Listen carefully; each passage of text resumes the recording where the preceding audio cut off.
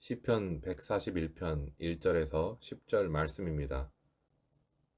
주님, 내가 주님을 부르니 내게로 어서 와 주십시오. 주님께 부르짖는 내 음성에 귀를 기울여 주십시오. 내 기도를 주님께 드리는 분향으로 받아주시고 손을 위로 들고서 드리는 기도는 저녁 제물로 받아주십시오. 주님, 내 입술 언저리에 파수꾼을 세우시고 내 입 앞에는 문지기를 세워주십시오. 내 마음이 악한 일에 기울어지지 않게 해주십시오. 악한 일을 하는 자들과 어울려서 악한 일을 하지 않게 도와주십시오. 그들의 진수성찬을 먹지 않게 해주십시오. 의인이 사랑의 매로 나를 쳐서 나를 꾸짖게 해주시고 악인들에게서 대접을 받는 일이 없게 해주십시오. 나는 언제나 그들의 악행을 고발하는 기도를 드리겠습니다. 그들의 통치자들이 돌뿌리에 걸려서 넘어지면 그제서야 백성은 내 말이 옳았음을 알고서 내게 귀를 기울일 것입니다. 맷돌이 땅에 부딪혀서 깨지듯이 그들의 해골이 부서져서 수월 어귀에 흩어질 것입니다. 주 하나님, 내 눈이 주님을 우러러보며 주님께로 내가 피하니 내 영혼을 벌거 벗겨서 내쫓지는 말아 주십시오. 내 원수들이 나를 잡으려고 쳐놓은 덫에서 나를 지켜주시고 악한 일을 저지르는 사람들의 함정에서 나를 건져주십시오. 악인들은 자기가 친 덫에 걸려서 넘어지게 해주시고 나만은 안전하게 빠져나가게 해주십시오. 오늘 본문 내용을 전반적으로 조명해보면 하나님 앞에 간구하는 내용과 더불어 악한 자들의 올무와 함정에서 건져달라는 탄원을 올리고 있다는 것을 알 수 있습니다. 물론 그런 간구를 언제 하나님께 드렸는지는 오늘 본문 2절에서 나의 기도가 주의 앞에 분향함과 같이 되며 나의 손 드는 것이 저녁 제사같이 되게 하소서라고 말하는 것처럼 다윗의 기도가 분향단의 향을 살라 피워 올리는 것과 같은 때, 곧 밤에 드리는 기도라는 것을 알 수 있습니다. 지성소 안에는 모세의 성막 시절에서부터 4가지의 물품을 두었습니다. 그 중에 휘장 앞에 두는 언약궤가 있었는데 중요한 것은 그 언약궤가 히브리어로 테바라는 단어로 사용했는데 이 테바는 나무 상자를 칭하는 단어였습니다. 그리고 성경에서 모세의 갈대 상자도 테바이고 노아의 방주 역시도 테바로 사용되었습니다. 테바가 바다에 있는 갈대 상자이든지 노아의 방주이든지 그 크기나 규모는 다를지라도 중요한 것은 그 자체로서는 돛도 없고 닷도 없다는 것입니다. 즉 테바는 하나님께서 이끄시는 방향으로 하나님의 때에 맞춰서 따라간다는 점이 같은 점입니다. 그래서 구름기둥과 불기둥이 이끄시는 대로 그 언약궤도 나아갔습니다. 이른바 하나님의 증거와 언약에 의해서 테바가 나아갔다는 것입니다.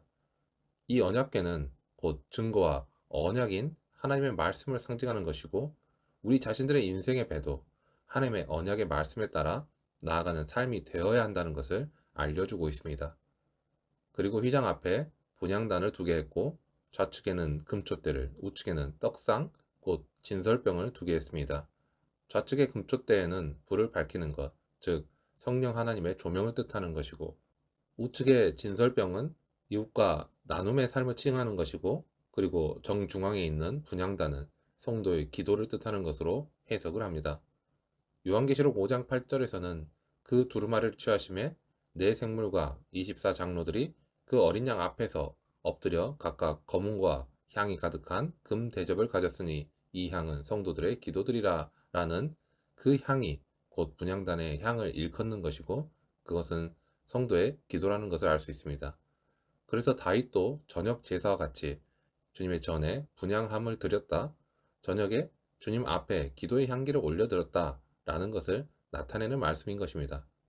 그런데 이 기도란 어떤 기도의 수준까지 나아가야 하는지를 우리는 오늘 본문을 통해 알 수 있습니다.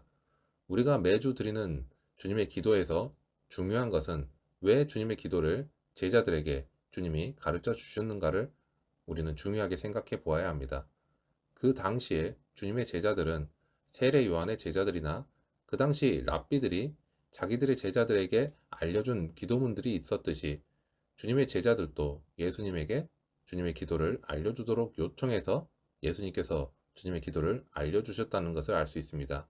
그런데 그것은 피상적인 동기와 목적이었고 더 깊은 차원의 동기와 목적은 당시에 이방인들의 기도하는 수준이 다른 그 기도의 단계, 곧 성숙한 기도자가 되기를 원하는 심정으로 주님은 제자들에게 주님의 기도를 알려주셨다는 것입니다.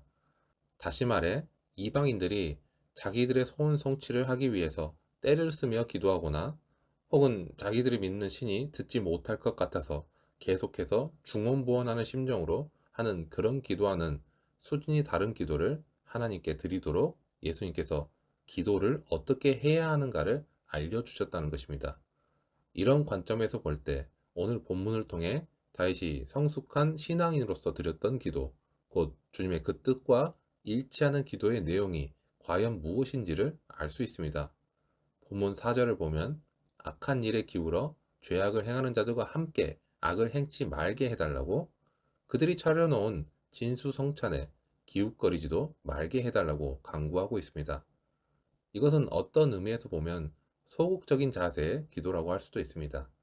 그런데 5절에서는 의인이 사랑의 매로 나를 쳐서 나를 꾸짖게 해주시고 악인들에게 대접받는 일이 없게 해주십시오. 나는 언제나 그들의 악행을 고발하는 기도를 드리겠습니다. 라며 4절과는 다르게 보다 적극적인 자세로 간구하고 있습니다. 이러한 다윗의 기도는 마치 시편 1편에서 복 있는 사람은 악인의 꾀를 따르지 아니하며 죄인들의 길에 서지 아니하며 오만한 자들의 자리에 앉지 아니한다라는 복 있는 자의 기도를 연상하게 합니다. 이것은 자신이 어긋난 길을 갈 때면 하나님께서 인정하시는 사람들을 통해 사랑의 매를 치게 해주시고 나를 꾸짖게 해주셔서 악인들에게 대접받는 그 길을 좇지 않게 해달라는 간구의 기도입니다. 그리고 이런 기도보다 더 적극적인 간구와 기도가 어디에 있을 수 있을까요?